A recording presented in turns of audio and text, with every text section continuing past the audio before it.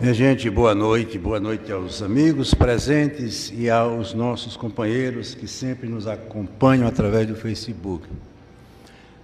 Antes de começarmos a palestra desta noite, eu queria anunciar, divulgar o nosso estudo, que é exatamente sobre essa obra, Entre a Terra e o Céu, uma obra psicografada por Chico Xavier e ditada pelo Espírito André Luiz, que traz para nós preciosas informações sobre a vida do mundo espiritual. É um estudo que vai nos trazer grandes e preciosas informações sobre a estrutura da família, o que acontece quando a gente imagina que morre, enfim, tudo isso será tratado nesse estudo, que começará nessa próxima quinta-feira, dia 24, a partir das 19 horas, e o convite está feito a todos, independente de religião, de crença. É um estudo, e no estudo a gente sempre tem como objetivo, dentro da própria pedagogia do estudo, aprender e ensinar, isso formando um grupo que com certeza nos trará preciosas informações. Então fica esse convite. A palestra de hoje, ela tem como tema mediunidade além do inconsciente. E para iniciarmos, eu vou aqui narrar uma pequena metáfora que conta a história de um pequeno lago. E neste lago existiam vários peixes, mas a comunidade era dividida entre as carpas e os lambaris. As carpas, por serem peixes belos, nobres, eram elas que dominavam todo o lago, tinham o melhor espaço, a melhor alimentação, enquanto que os lambaris, por serem humildes, não ter tanta beleza, ficavam na escória do lago, se alimentando das migalhas e dos restos que sobravam da alimentação das carpas. E esse lago, ele tinha como divisória um pequeno ralo. E dentre todos aqueles que ali viviam, um lambari, como sempre, ele não aceitava aquela condição de vida tão limitada que eles ali tinham. Ele não era contra as carpas, enfim. Ele apenas queria e buscava algo novo, que é a busca de todos nós. E ele fez uma grande dieta e conseguiu passar por este ralo.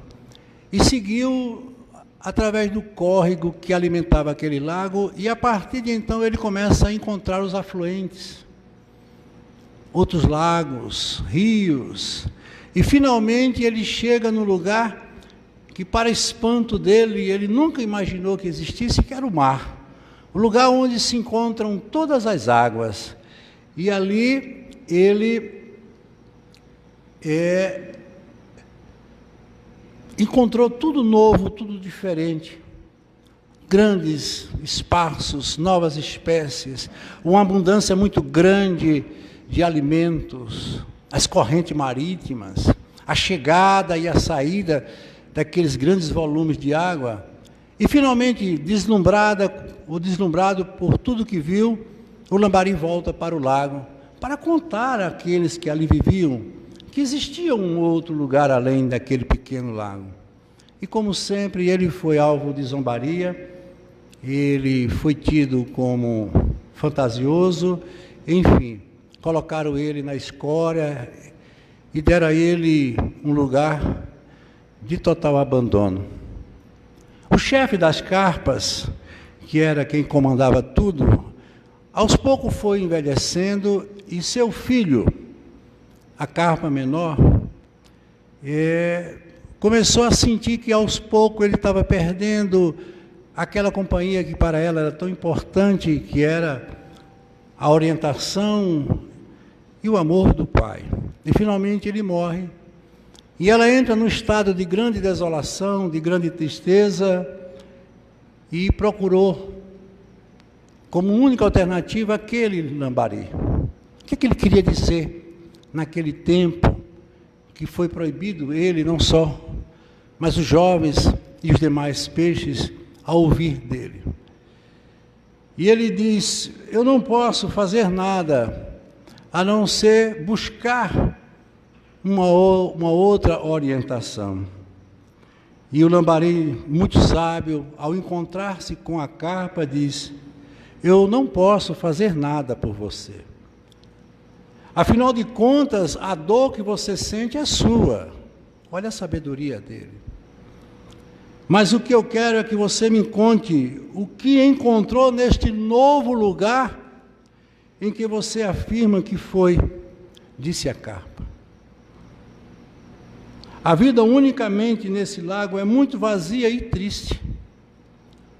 Continuou. E o Lambari afirma que existe sim vida em um lugar além do pequeno lago, onde há um encontro, ou um grande encontro de todas as águas. Tudo isso dando a ideia que a vida não começava e nem terminava naquele pequeno lago. O que o Lambari havia afirmado dava a ideia de que a carpa permanecia ligada, como sempre permaneceu, às suas crenças limitadoras. Todos nós vivemos dentro desse pequeno lago, acreditando em coisas que colocaram na nossa mente e não permitiram, e muitas vezes não permite pelos dogmas, pelas tradições, pelo cerceamento do próprio pensamento, a gente tem que se libertar. E veja que a carpa, ela foi procurar, mas o que foi que ele disse? Você tem que procurar, do jeito que eu procurei, você também haverá de procurar. E ele finaliza dizendo,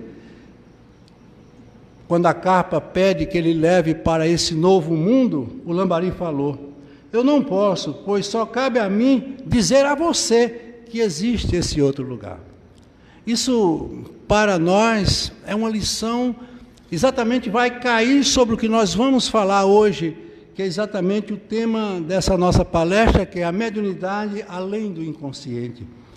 Com certeza nós vamos aqui tentar desmistificar uma doutrina tão rica como é a doutrina espírita.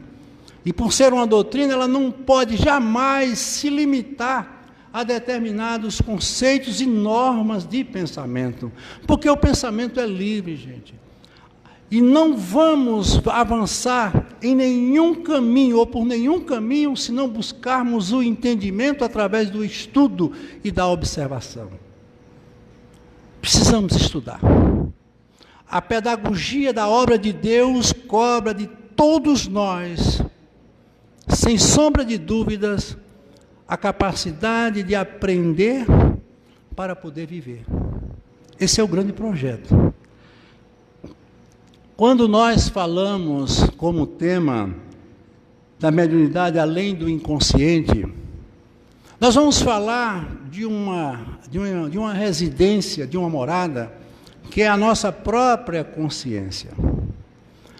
Uma casa, ela tem, logo após a sua porta de entrada, a sua sala de recepção, que por ela entra e permanece todos aqueles que são os seus devidos convidados.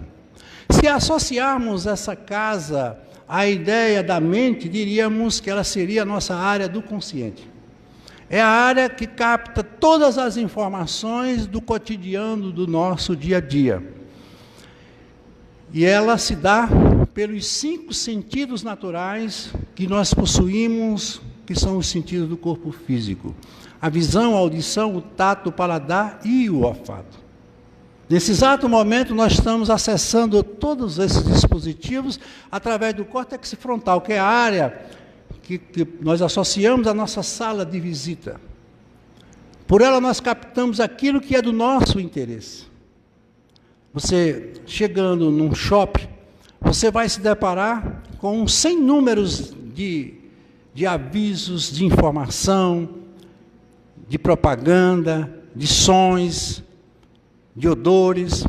Mas se você for com o objetivo de comprar uma roupa, tudo isso fica longe da sua capacidade perceptiva, porque você se direcionou para aquele sentido. Eu costumo sempre dizer, Deus é a direção, o sentido é de cada um de nós. O sentido é a nossa escolha. Você é quem sabe como você quer caminhar, como quer ver, como quer perceber. Então, grande parte dos nossos problemas estão exatamente nessa área de recepção, na nossa sala de visita. Por isso que eu sempre digo, quando vier uma notícia ruim, atenda na porta e manda ela embora. Não deixa ela sentar e entrar não, porque ela fica. Ficando, ela quer tomar o espaço que ela considera dela. E a gente passa o dia todinho se enchendo de lixo mental. Nós já falamos sobre isso. Essa área do cérebro que está totalmente sobrecarregada por uma coisa que é muito comum a gente ouvir falar, que é a ansiedade, que está associada a outro companheiro que não larga, que é o estresse. Como é que eu posso receber visitas, principalmente as visitas agradáveis, se a minha sala de visita está abarrotada, tomada por visitas desagradáveis? Uma força maior vai sempre se sobrepor a uma força menor. Então, a nossa área do consciente é ela que traduz toda a nossa realidade de vida como espírito encarnados. Mas, na parte um pouco abaixo deste patamar, nós temos uma área bem mais próxima, que é a área do subconsciente. Como o nosso consciente, ele não tem a capacidade de comportar os milhares de bytes de informação, ele vai jogando sabiamente isso para essa área do subconsciente. É um depósito. E ali vai ficando bem próximo um do outro.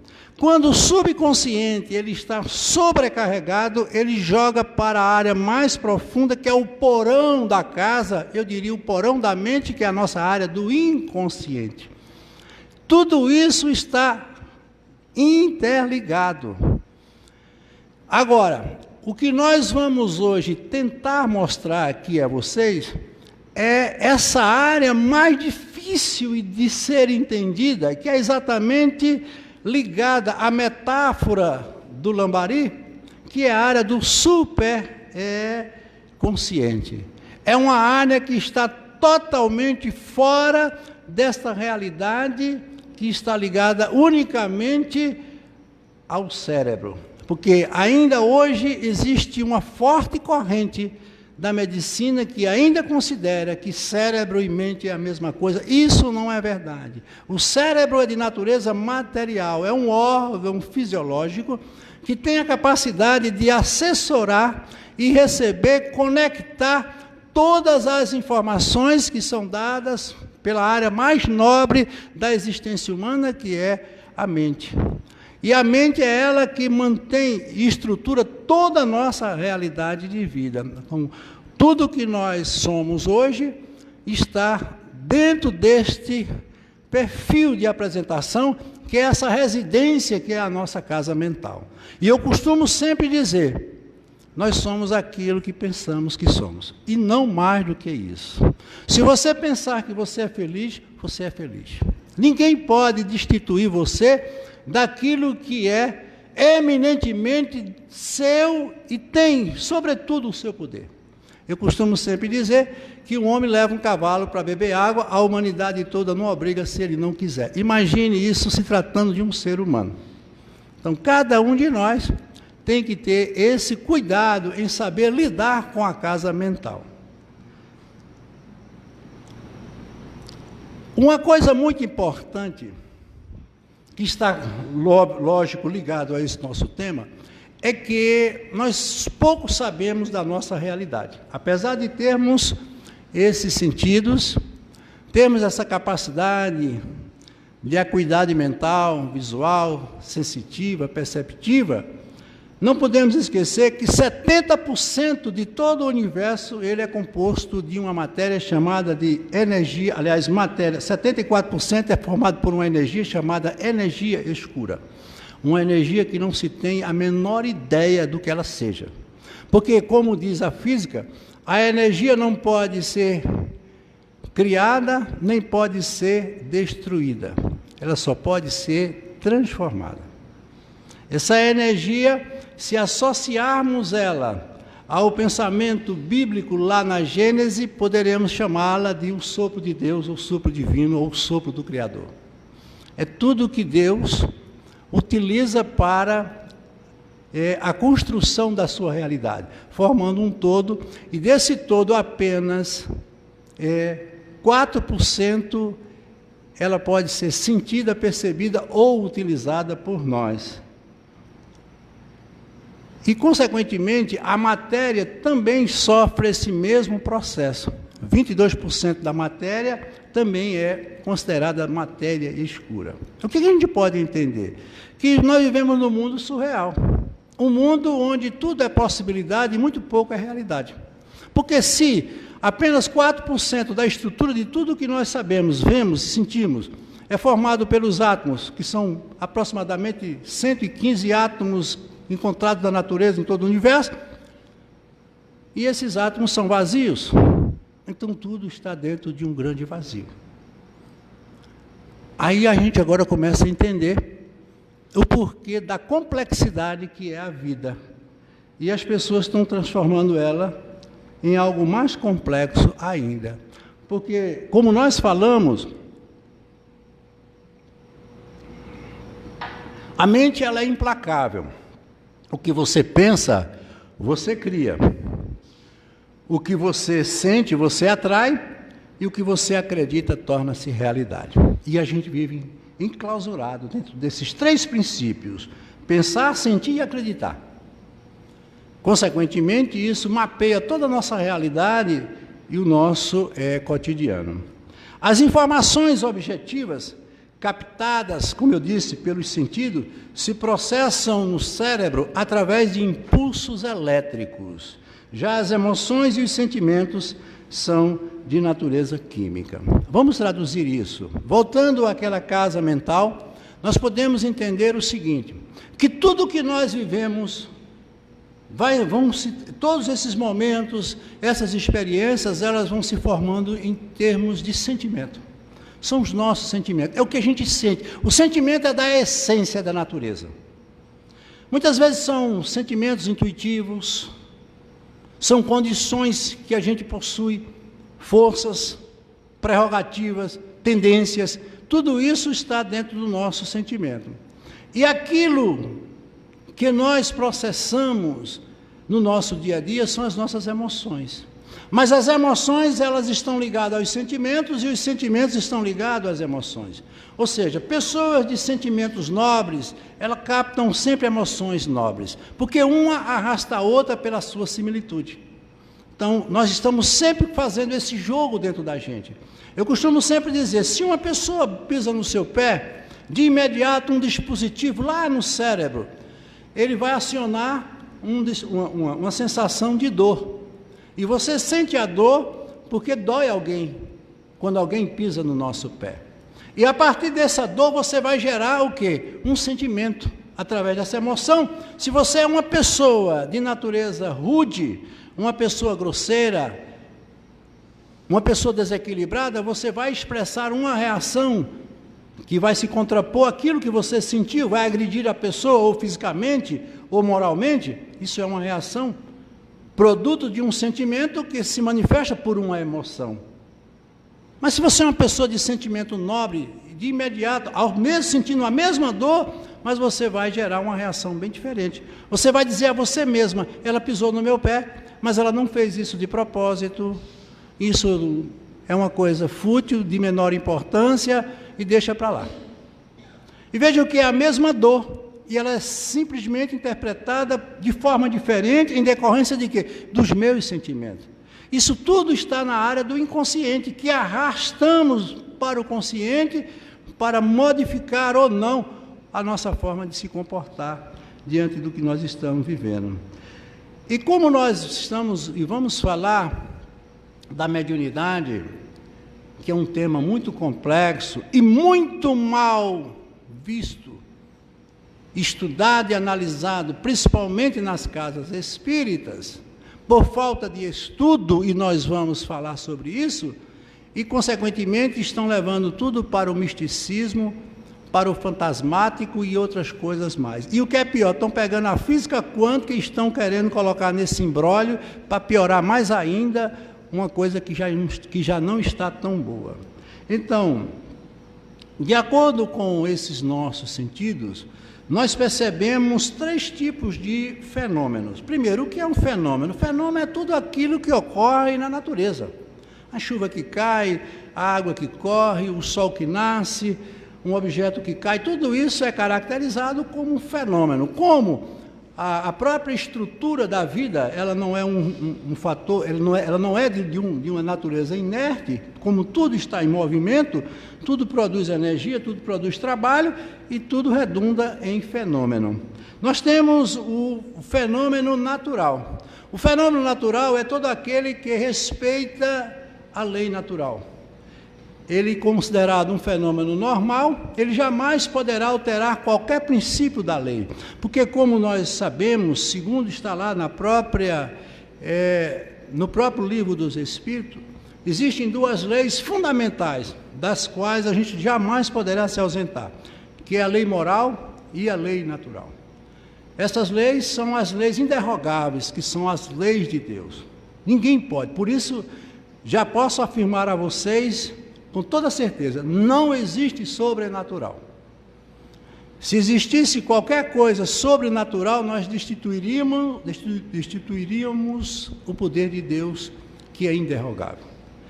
Então, os fenômenos normais são aqueles que seguem rigorosamente as leis naturais. Mas nós temos os fenômenos, ou fenômeno anormal. O que seria um fenômeno anormal? Por exemplo, nevar é um fenômeno normal. Todos nós sabemos e vimos aí direto na televisão, em alguns países, lugares, até mesmo no Brasil, lugares onde a neve cai com abundância e sempre cai. Mas imagine nevar no Nordeste.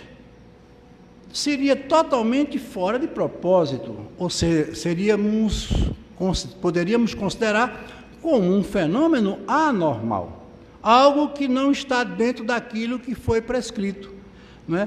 E, consequentemente, foge daquilo que nós consideramos como sendo algo normal. Existem outros exemplos, por exemplo, criança, uma mãe espera um filho ansiosa, como toda mãe, e de repente, ao nascer, o médico vai e chama e diz que seu filho nasceu com um problema de multiplicação celular, um fator chamado de trissomia, que ao invés de haver a divisão de 2 cromossomos, são 3. O que significa a trissomia? Uma doença chamada síndrome de Down. Então, isso é um fenômeno anormal. Por quê? Porque a lei programa que todos nós devemos nascer ou reencarnar dentro de uma condição totalmente de saúde plena, mas a criança já veio trazendo uma demarcação no seu perispírito e, consequentemente, isso é um fator de natureza anormal.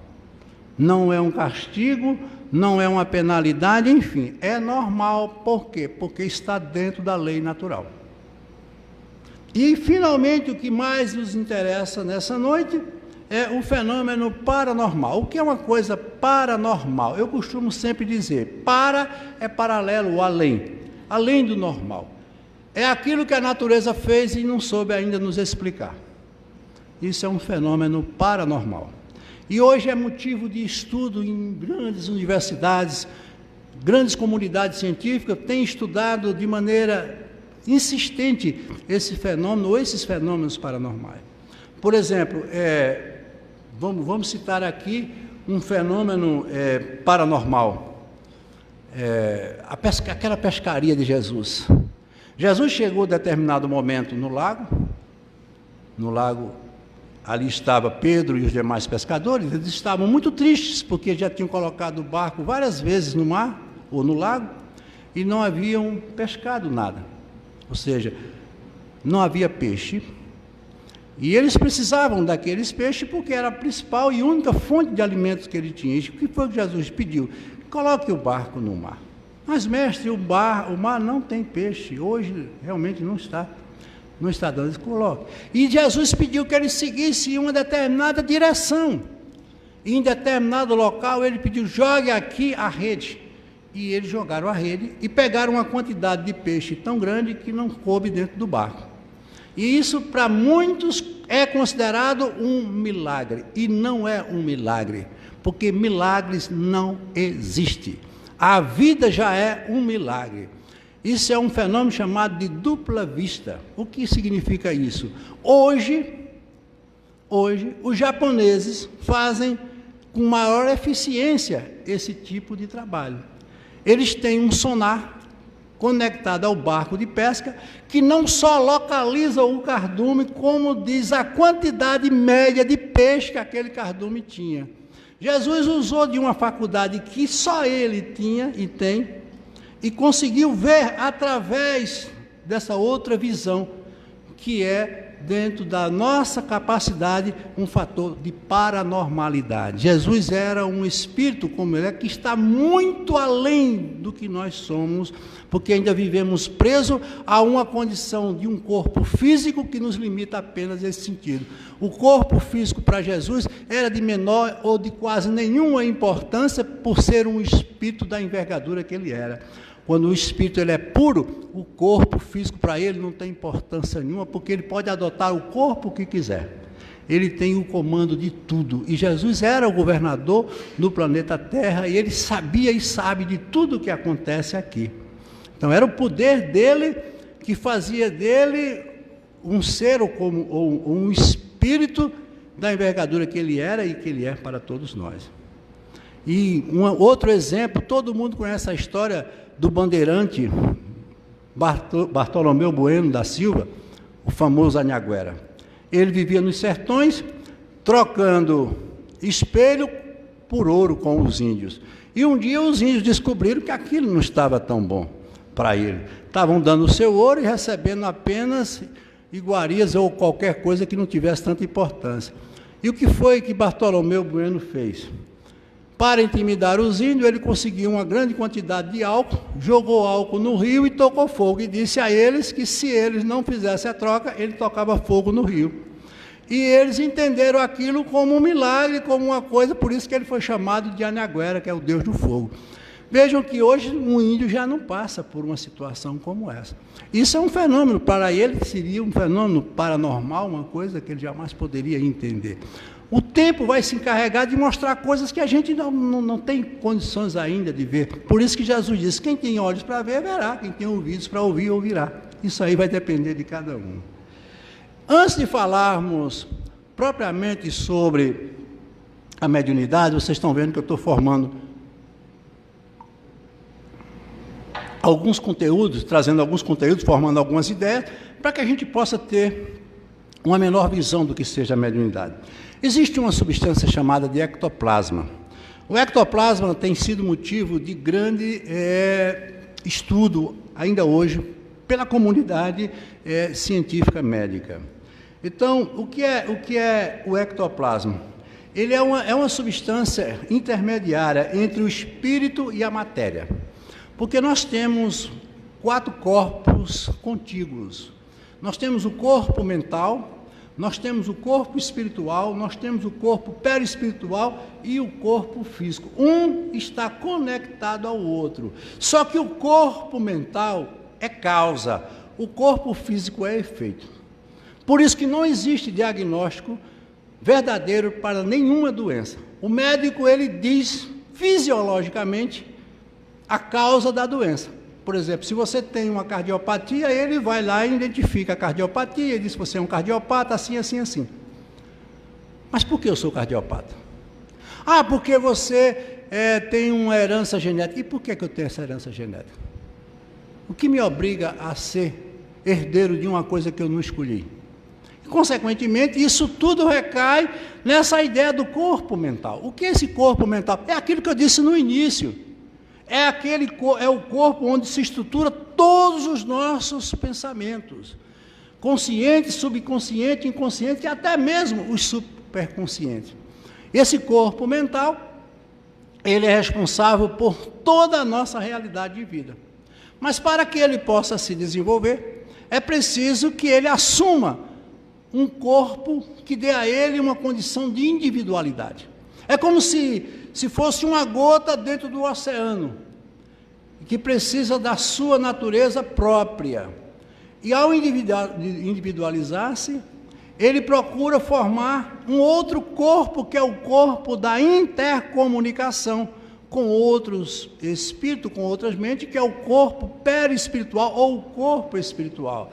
E para que ele possa viver nas limitações que são dadas em decorrência da capacidade mental, ele precisa de um outro corpo, que é esse corpo que nós estamos utilizando temporariamente, que é o corpo físico. Por isso que a morte nada mais é do que o cesseamento da energia vital desse corpo físico que nós vamos devolver à Terra. A morte é um fenômeno meramente fisiológico, porque a mente ela é imaterial e ela não morre. Não pode uma coisa criada por Deus, porque nós somos a essência de Deus. Se nós morrermos, Deus morre conosco, porque Ele não está em nós. Consequentemente, nós podemos agora entender. Então, esse ectoplasma, ele tem fonte no fluido cósmico universal. Aquilo que a gente começou no início falando, esse fluido cósmico é tudo que compõe o universo em que nós vivemos e é dele que nós tiramos tudo o que precisamos para a nossa experiência de vida. Por isso que nós não somos donos de nada. Tudo que nós tirarmos do fluido cósmico, nós vamos ter que devolver. Tudo que nós temos como posse material, nós vamos devolver. Porque a matéria ela não foi feita para ser possuída, ela foi feita para ser usada. Usar e devolver. Até o corpo físico nós vamos ter que devolver à natureza, que irá se decompor, formar outras realidades, outros seres, e consequentemente cumprir com a nossa missão. Então, também chamado de fluido vital, o fluido que nos dá a vida. É tirado da matéria que alimenta o corpo, ou seja, dos alimentos em geral, da água e do ar. Também pode ser transferido diretamente de um ser vivente para outro. Aí começamos agora já a abrir uma ideia da mediunidade. Veja, esse ectoplasma ele pode ser transferido de um ser vivente para outro. É um tipo de matéria fluídica desconhecida pela ciência. Nós sabemos que a ciência trabalha com a comprovação material de tudo que ela defende. Por isso que há essa briga tão grande da doutrina espírita, não digo da doutrina espírita, mas com as religiões e a ciência. Aí, por que é que nós estamos aqui falando de ectoplasma? Vamos lá. Existem fenômenos paranormais, como nós falamos, e eles se apresentam de duas maneiras. São os fenômenos anímicos e os fenômenos mediúnicos. O que é um fenômeno anímico? É da própria alma. E fazem uma confusão enorme, muitas vezes misturando o que é anímico daquilo que é mediúnico. Tudo o que você fizer, que seja motivo da sua única vontade, é um fenômeno anímico. A parapsicologia defende isso com muita veemência e não aceita o outro fenômeno, que é uma continuação de um processo anímico, que é o processo mediúnico. É quando há influência de um espírito sobre a sua vontade. Então, o fenômeno anímico, ele está na vontade. O fenômeno mediúnico, ele está sempre voltado para a influência de um ser espiritual. Isso pode se dar das várias maneiras, desde uma simples influência até um fato mais grave ou de maior intensidade. Então, o que a gente pode entender agora é que é preciso se fazer uma separação muito bem feita do que seja anímico daquilo que é mediúnico. Ele pode psicografar, ele pode ouvir mensagem, ele pode ter visões, tudo isso e ser meramente um fator anímico.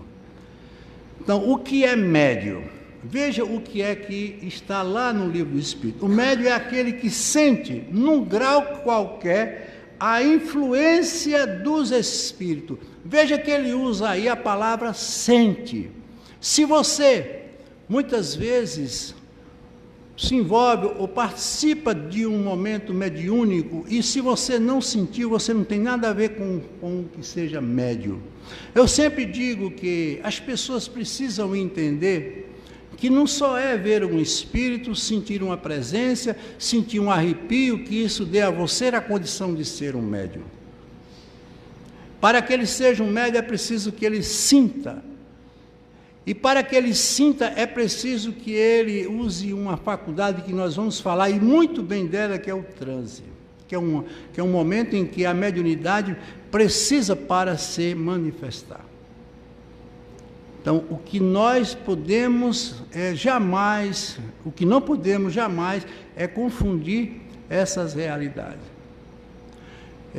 Vamos supor que, vamos fazer uma comparação. Um jogador de futebol, vamos colocar um jogador que está em evidência, Neymar. Neymar, ele nasceu com uma forte tendência a jogar futebol, a ser um craque. Então, ele tem como herança, com certeza, de vidas passadas, essa condição de ser um craque de futebol. Então, na elaboração do seu corpo físico, tudo foi feito para que ele tivesse um corpo adequado para ele desenvolver essa tendência dele, essa vocação, como a gente comumente chama. Mas ele pode desenvolver ou não. Ele pode simplesmente dizer, eu não quero ser jogador de futebol. Sou um craque, nasci craque e não quero ser. Mas para que ele seja um craque de futebol e alcance o que ele alcançou, foi preciso o quê? Que ele treinasse insistentemente, que passasse por muitas fases de aperfeiçoamento, de repetição, e, consequentemente, chegar ao que ele chegou. A mesma coisa acontece com a mediunidade. A pessoa pode nascer com todas as características da mediunidade e não desenvolver essa mediunidade. Consequentemente, ele não é considerado plenamente um médium. E para ser médium não é preciso ser espírita. A mediunidade se dá em qualquer área do pensamento, em qualquer momento da estrutura social, independente da sua crença, da sua religião. É uma faculdade meramente fisiológica, não é uma coisa espiritual. A mediunidade, como nós vamos ver mais adiante, é de natureza totalmente fisiológica. Os espíritos, perguntou Allan Kardec, eles podem influenciar nossos pensamentos? Será que a gente está sempre em contato com a influência espiritual? E Allan Kardec disse, muito mais do que possas imaginar. Aquelas vozes que nós muitas vezes ouvimos dentro de nós, pode não ser a voz de um espírito, mas pode ter influência dele. Consequentemente, nós não estamos aqui tão distante do mundo espiritual como imaginamos. Veja a história do lago. Muitas vezes a gente não quer fazer a dieta para passar no ralo. Lembre-se que Jesus falou da porta estreita, é a porta da dieta moral, porque as pessoas querem ser médios, querem ver espíritos, querem fazer comunicação, mas são pessoas extremamente materialistas, estressadas, ansiosas. Consequentemente, a sua estrutura perispiritual está muito presa à estrutura física. Consequentemente, ele não consegue desenvolver esse potencial. Para tanto, é preciso o exercício, a prática. Não é só pegar um pedaço de papel e sair escrevendo uma mensagem, que é o que a gente mais tem visto aí. Isso é tudo falso, isso é mentira. O médium, para ser médium mesmo, ele tem que exercitar. Chico Xavier levou 1 ano e meio exercitando para poder iniciar as psicografias, começando no Parnaso Além Túmulo, e depois passou a psicografar as mensagens dos livros de Emmanuel, para chegar a André Luiz. Tudo isso levou um tempo, muito estudo, muita observação, muita dedicação. Olha, se a mediunidade fosse uma coisa fácil, nós teríamos tantos médios. Poucos médios que trouxeram o que Chico Xavier trouxe, temos apenas Divaldo Franco, um ou outro. E aí estão aparecendo as pessoas aí querendo psicografar coisas. Gente, tem que ter cuidado com isso. Pode não ser mentira da pessoa, pode não ser maldade, mas é misticismo. Ela pode estar sendo influenciada por uma ideia completamente diferente. E nós vamos ver que existem os fatores medianímicos. Quando ele é médio e ao mesmo tempo ele é anímico.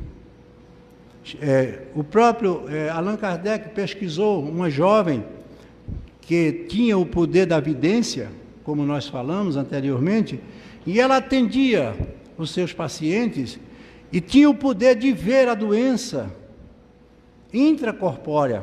Ela via e observava que tipo de doença, que tipo de mal aquela pessoa trazia. E ele, observando, naquele dia ele viu que ela, vendo a doença, ela não prescreveu a medicação que aquele paciente iria tomar. E no final ele perguntou: por que nesses pacientes de agora você só fez verificar a doença e não prescreveu a medicação? Ele disse: porque o espírito que faz essa parte não veio. Isso é um fenômeno medianímico. Ela via por um fator anímico, mas prescrevia por um fator mediúnico. Agora eu pergunto a vocês: é fácil identificar um fato desse? É muito difícil. Só um Allan Kardec ou uma pessoa que tenha um profundo conhecimento da paranormalidade e principalmente da mediunidade é que pode identificar um fato desse. Então, o fator mediúnico, ele pode ocorrer de duas maneiras distintas. Nós temos a mediunidade de efeito físico e a mediunidade de efeitos intelectuais. A mediunidade de efeito físico é aquilo que nós vamos utilizar para exemplificar. Eu falei para vocês aqui do ectoplasma, como sendo uma substância que fica entre a estrutura física e a estrutura perispiritual. É uma substância de natureza quintessenciada, porém de característica muito material. Então, quando é que aparecendo um espírito, todos poderão vê-lo? Recentemente aconteceu esse fato aqui em Caruaru. Não sei se vocês se lembram daquela garota lá do shopping. Uma garota que foi vista subindo a escada rolante. E de imediato ligaram para mim, perguntando. Eu digo: não, isso aí não é um fator mediúnico, isso é uma fraude. Mas uma fraude é uma fraude. E por que você sabe? Porque isso é um fenômeno de natureza mediúnica de efeito físico, seria. O que seria isso? Teria que ter um médium que fornecesse o ectoplasma dele, ou seja, fornecesse essa matéria quintessenciada para materializar o pensamento dele, que seria a vontade de querer a manifestação daquele ser espiritual. Ou seja, é um fenômeno mediúnico, mas de natureza totalmente física, e que são os casos de transporte, materialização, de teletransportes, e tantos outros fenômenos que vêm sendo estudados, não só pela doutrina espírita, mas principalmente pela comunidade científica. É a capacidade que o médium tem de materializar o seu pensamento usando o seu próprio ectoplasma, sob a influência de um ser espiritual. Então, por exemplo, se aparecer um espírito aqui e todo mundo vê ele está sendo projetado dentro dessa realidade do ectoplasma. Você realmente está vendo. Por quê? Porque o espírito, ele é de natureza imaterial. Eu não vejo você. Eu estou captando a luz que está batendo em você, está refletindo e sendo captado pelo meu olho através do nervo óptico. Consequentemente, se você fosse transparente, a luz não refletiria e eu não teria como ver você. Então, um espírito, quando se trata de um efeito intelectual, que é o poder da vidência, só pode vê-lo o médium, porque ele está vendo não com os olhos, mas com a mente. É de natureza mental. Então, consequentemente, há uma diferença muito grande entre ver e não ver um ser espiritual. Agora, isso precisa de estudo, isso precisa de muita observação. Consequentemente, é o que tem faltado nos encontros e nos estudos acerca da mediunidade. Então, a vidência é uma faculdade mediúnica. A psicografia, a psicofonia. E como é que isso acontece? A mediunidade, gente, ela acontece mente a mente. Um espírito não pode tomar um corpo que não seja o seu, programado pela espiritualidade. Então, o que é que acontece? Quando você pensa, você gira e cria o que eles chamam de as ondas mentais. Nós temos 4 tipos de ondas. Nós temos a onda de natureza beta, que ela vai de 400 a 32 Hz. São ciclos. Como a natureza é cíclica, o pensamento gera esse fator da ciclotomia. Então, quando você está em estado beta, você está em estado alerta, como nós estamos. A nossa visão é cortical, ou seja, eu estou vendo através dos sentidos naturais. Quando eu passo do estado beta para o estado alfa, ou seja, há uma baixa frequência da vibração mental, então eu entro em estado de relaxamento ou estado de transe. Lembre-se dessa palavra, transe. É aquele estado em que a gente está tentando entrar no sono. É aquele estágio que a gente está em relaxe total. Ele é muito importante para o fator mediúnico e que sem ele não poderá ser explicado. Então você está em estado alfa, tranquilo. É quando você tira a onda do cérebro e faz com que ela se distancie daquela área. É o que os orientais chamam de abrir a mente. Isso acontece muito nos momentos meditativos. Por isso que meditar é fantástico para você passar do estado beta para o estado alfa. E existe um terceiro estágio, que é o estágio teta. Veja como baixa a frequência, ela vai de 4 a 7 Hz, onde está o transe total, mas a pessoa ainda continua consciente. Ela está totalmente fora de qualquer condição de ação através dos sentidos. Isso acontece muito, inclusive eu que gosto de correr, eu sempre percebo, à medida que você vai correndo, você vai produzindo um hormônio chamado de endorfina, que vai dando a você uma sensação de harmonia.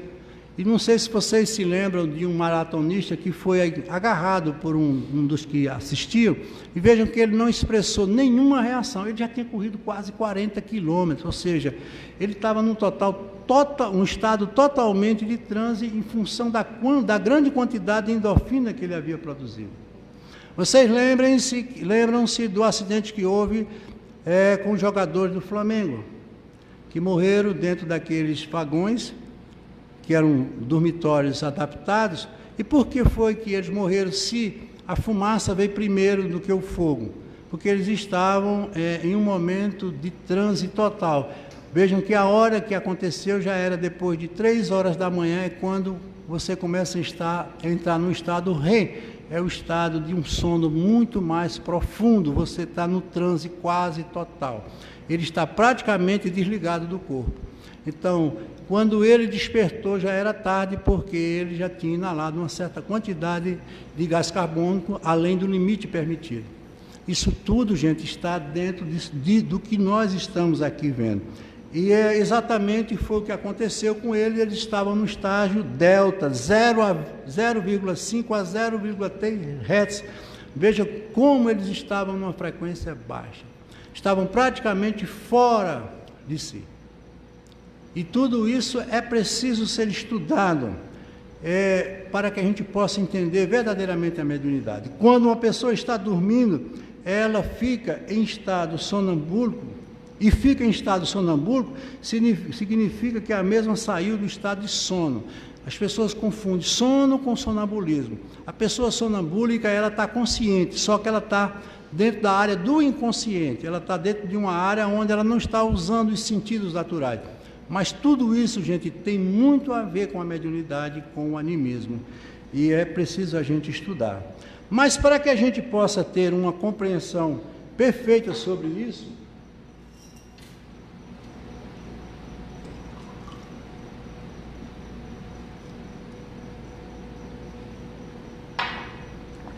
Jaime Servino, ele era um microbiologista, e escreveu um livro muito importante sobre isso, que tem como título Além do Inconsciente. Por isso que nós colocamos mediunidade além do inconsciente. E ele traz o conceito do transe. Veja o que é que ele diz acerca do transe. O que é? É um estado alterado da consciência, ou seja, um estado anômalo da consciência em diferentes graus de intensidade. Se dissocia global ou parcialmente dos centros psicossomáticos, mantendo ou não a sensibilidade e a lucidez em condição de baixa tensão psíquica. Veja que são termos técnicos, mas vamos traduzir isso aqui. Ele diz que o transe é um estado alterado da consciência, é um estado, como nós vimos, de baixa frequência mental. É quase que um estado anômalo, você está praticamente fora de si. é como se você tivesse aéreo, né?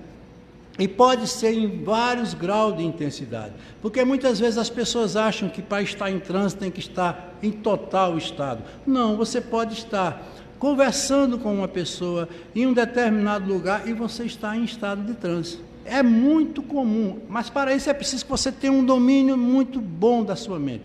Por exemplo, eu muitas vezes estou num determinado lugar e não queria estar naquele lugar.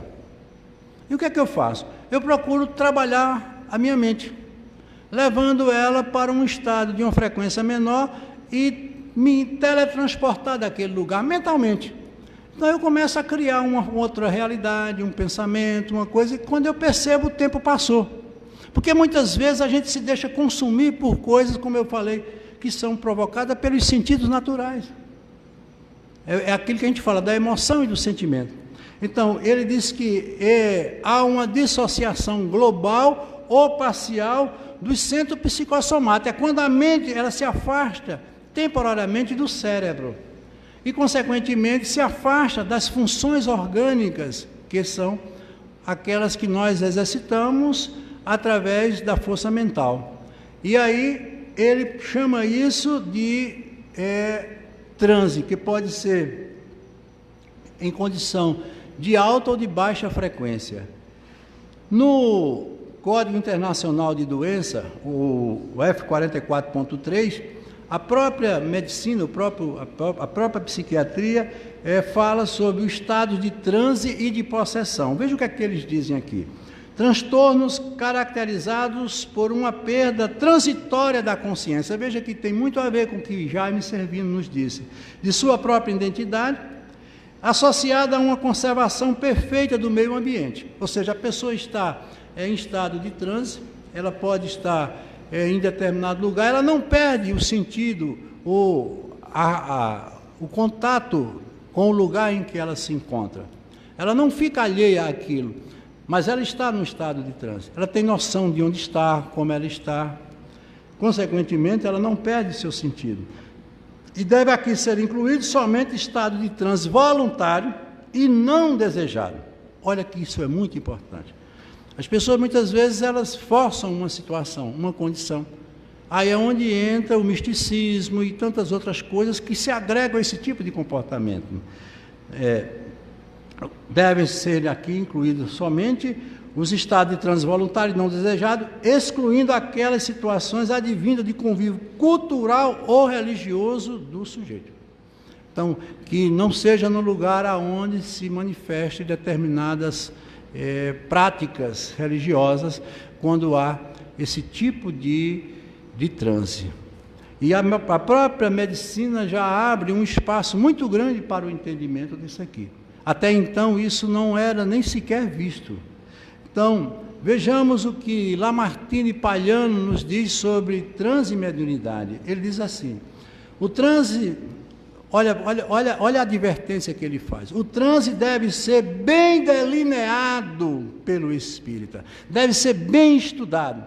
Nós aqui fizemos apenas algumas anotações sobre o que seja transe, mas é preciso estudar muito o transe. Eu tenho estudado quase que diariamente sobre o transe, e ele é complexo, ele tem coisas que a gente ainda precisa mergulhar profundo para entender. Então, o transe deve ser bem delineado pelo espírito, para que não haja diagnósticos equivocados dos resultados psicológicos da realidade e intercâmbios espirituais mal compreendidos. É por isso que eu estudo. Por quê? Porque eu atendo um sem número de pessoas que, quando chegam aqui, já vieram de outras casas ou de lugar, que ou são médios ou estão obsediadas. Olha o que ele diz aqui, para não misturar um fator psíquico, e geralmente são distonias mentais. Você não sabe o que é que uma pessoa, dentro de um quadro grave de esquizofrenia, ela faz. Ela tem visões, ela ouve vozes, enfim, ela tem todo um comportamento de um médium de maneira descontrolada. E as pessoas colocam tudo na causa da mediunidade. Como também pode acontecer o contrário. Ele pode estar sem um processo de uma distonia mental, vai para o médico e ele considera aquilo como sendo um fator psíquico, quando na realidade era um fator espiritual. É preciso, como ele diz, preciso delinear, estudar, analisar, e para tanto é preciso que você converse. E eu vou justamente buscar através da conversa, que seria uma consulta, para saber o que é que verdadeiramente está acontecendo com aquela pessoa.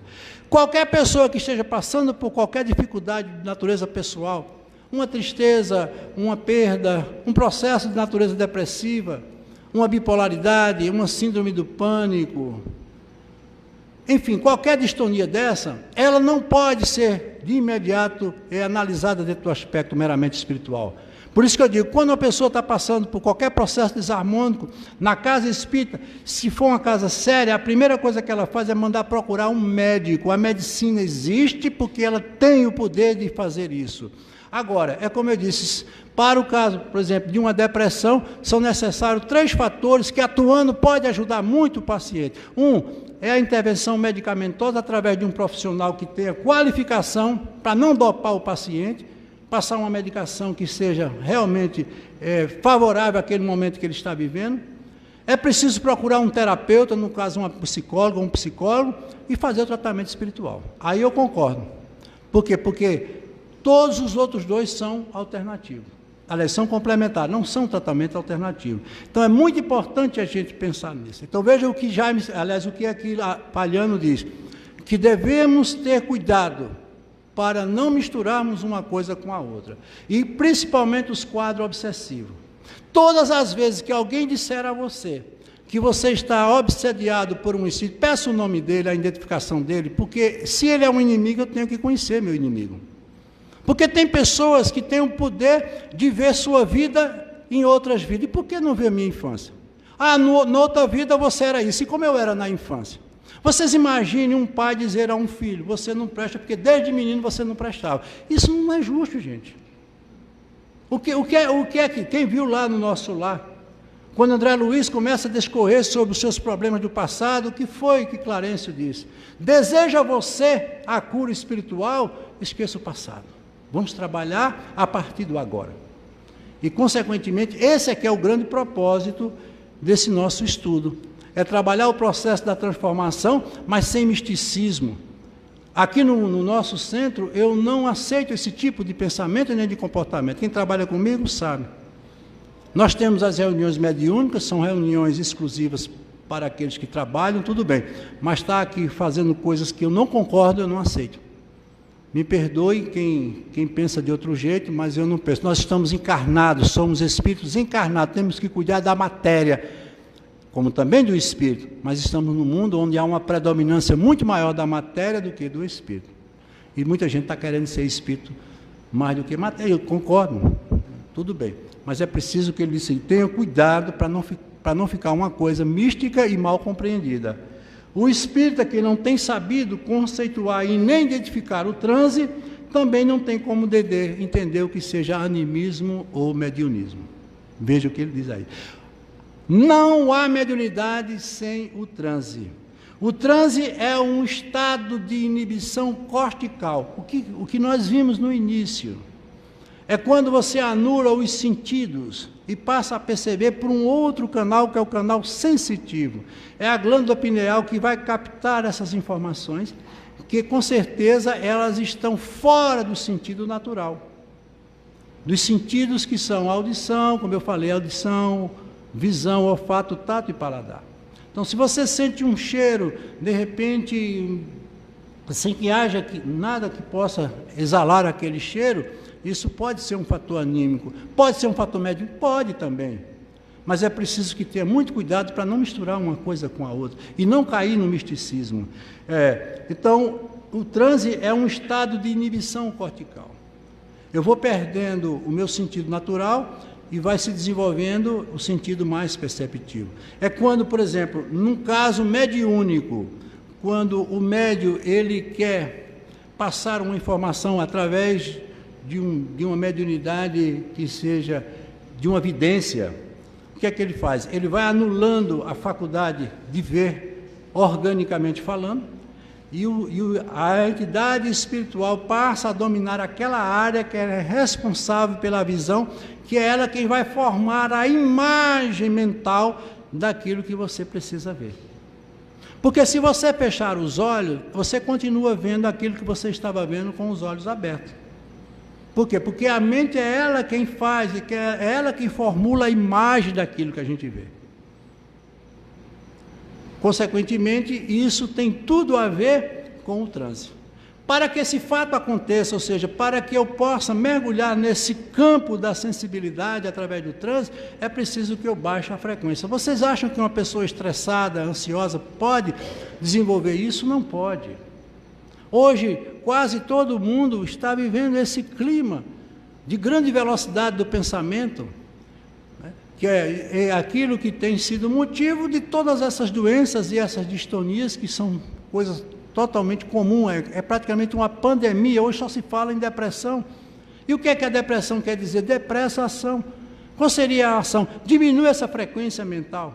Sai desse estado beta, vai para o estado alfa, consequentemente o estado teta, para você ver se você não melhora a sua condição de vida, até mesmo a sua saúde. E não precisa você ser médio para desenvolver potenciais de comunicação que você precisa ter, né? Quando o médium está em transe mediúnico, e ele é um vidente, veja o que ele diz aqui: a área que irá sofrer dissociação temporária é a do córtex occipital, que é essa parte que fica aqui por trás. É ela que formula todas as imagens. O olho humano, ele capta a imagem, emite aquela imagem para essa área do córtex occipital, e lá ela vai formular a imagem daquilo que você viu. Como no estado de transe ele anulou aquela capacidade de ver, você vai usar apenas a função do córtex occipital. Se for no estado ou numa condição mediúnica, o espírito que está exercendo a influência mediúnica sobre o médium, é ele que vai emitir a imagem que ele quer emitir, ou que ele está querendo passar. Isso nós chamamos de evidência. Chico Xavier, ele chegou a um momento em que ele tinha isso de maneira tão aflorada que ele andava pela rua, ele não sabia mais quem era encarnado ou quem era desencarnado, de tanto que ele convivia com isso. Mas por quê? De tanto que ele desenvolveu, ele se entregou totalmente a esse trabalho, é uma missão. E pense, gente, muita gente quer ser médium, não é fácil. A mediunidade, ela é muito difícil de ser trabalhada e, consequentemente, ela tem uma função muito importante, que é a de servir. Mas isso não é coisa para qualquer um. Por isso que muitas pessoas que nos procuram, que dizem assim: eu tenho mediunidade, eu digo: se você não quiser desenvolver, esqueça. Você não é obrigado, porque tem casa espírita que diz: você tem que vir trabalhar. Não. Você desenvolve se você quiser. Um jogador de futebol que nasceu craque, ele se torna craque se ele praticar. Se ele não praticar, ele não se torna. Não é tocando um violão que eu posso ser considerado um músico. Para ser músico, eu tenho que conhecer a música e me transformar numa pessoa totalmente vocacionada ao violão, até mesmo ser um profissional. Isso mesmo ocorre com o animismo. Estamos já no final, infelizmente não deu e não vai dar para a gente terminar esse assunto, porque ele é muito vasto. Mas o que eu posso deixar aqui para vocês é exatamente isso: que tenham muito cuidado quando ouvirem falar de mediunidade, dessas psicografias. Tem muita gente séria, temos grandes médiuns.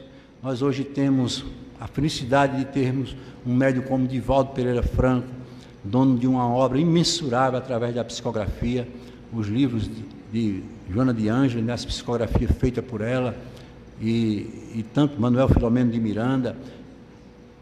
Temos o nosso maior médium, talvez o maior médium do mundo até hoje, que foi o nosso querido Chico Xavier, com mais de 500 obras publicadas, sem tirar proveito nenhum. Chico não recebeu um centavo por nenhum livro que ele psicografou. Acredito vocês que já existe milhões e milhões de dinheiro arrecadado com a venda desses livros, e tudo isso está sendo revertido para auxiliar as casas espíritas e as instituições que precisam. Essa é a mediunidade séria. Essa é a mediunidade que a gente tem que buscar entender.